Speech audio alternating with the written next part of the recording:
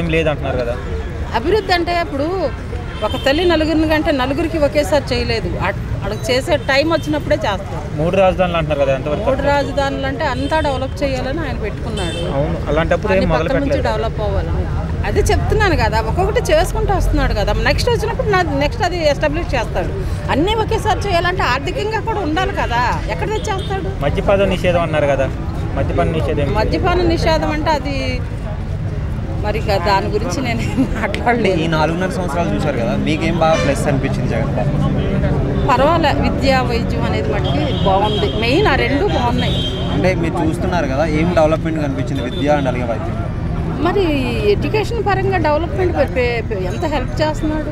వైద్యం అనేటప్పుడు వైద్యం కూడా చాలా అసలు మన కరోనా టైం కాడ నుంచి చూస్తే కరోనా ఇంత డెవలప్ అయిన మన తెలంగాణలో కూడా అంత చేయలేదు, మన ఏపీలో చేసినట్టు. మరి అంత చేశాడంటే ఇంకేం చేస్తాడు ఆయన? అంటే యువతకి జాబ్స్ లేక బయట రాష్ట్రాలు, యువతకి జాబ్స్ లేకంటే ఇటు వరకు వచ్చిన గవర్నమెంట్ ఎన్ని జాబ్లు ఇచ్చింది? గవర్నమెంట్ జాబ్స్ అసలు ఎంత రిక్రూట్మెంట్ చేసుకుంది ఏ గవర్నమెంట్ అయినా? ఇంకొక రకంగా ఖాళీగా కూర్చోకుండా ఏదో ఒక చిన్నదో పెద్ద జాబులు ఇస్తున్నారు. అంటే ఇప్పుడు వేరే పార్టీ వాళ్ళదైనా జగన్ గారికి ఛాన్స్ ఇచ్చారు.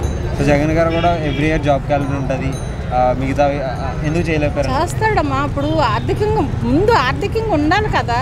అంటే ఇప్పుడు ఏవైతే ఒకేసారి ఉద్యోగాలు ఇచ్చేస్తే శాలరీస్ ఇవ్వద్దా? అలాగే ఏదో చిన్నగా డెవలప్ చేస్తున్నాడు.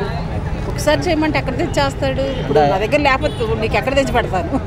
ఐటీ రంగం మినిమం కూడా అభివృద్ధి చేయట్లేదు అని చెప్పేసి కొత్త రాష్ట్రం అమ్మా, చేస్తున్నాడు. ఒకటే చేసుకుంటూ వస్తున్నాడు. ఏదైనా ఒకేసారి అవ్వడానికి అవ్వదు.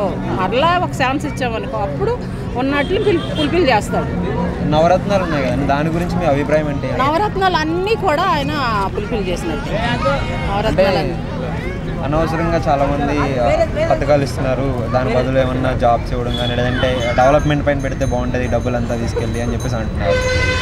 కొన్ని చేయూత అనేది నాకు నచ్చలేదు. అంటే బాగున్న వాళ్ళు, కాళ్ళు చేతులు బాగున్న వాళ్ళకి చేయూత అనేది అది తీసేస్తే బెటర్ అని నేను అనుకుంటున్నాను. అది ఇప్పుడు 45 సంవత్సరాలు దాటిన 18,000. అది ఎవరన్నా అసలు 45 సంవత్సరాలు అంటే పని చేసుకోలేరా?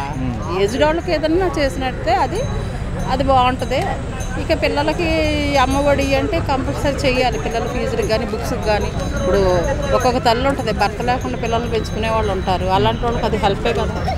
అట్లా అది బాగుంది. ఇది ఒక్కటే నాకు కొంచెం అనిపించింది, నా మనసుకు అనిపించింది. అది ఆయనే ఉద్దేశంతో పెట్టాడు మనకు తెలియదు, కానీ ఇది చేయొద్దు అనేది వేస్ట్ అనుకున్నాను. ఒక ముక్కలో నెక్స్ట్ వైఎస్ జగన్మోహన్ రెడ్డి.